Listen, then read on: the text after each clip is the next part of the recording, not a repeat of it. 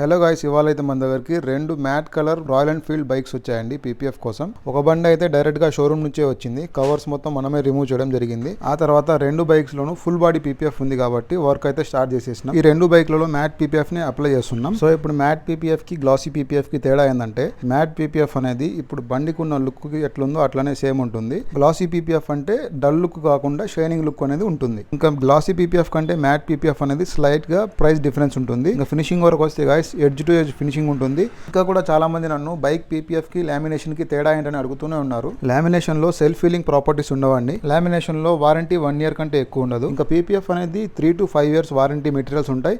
Material remove చేసేటప్పుడు కూడా ఎలాంటి పెయింట్ డ్యామేజ్ అనేది జరగదు.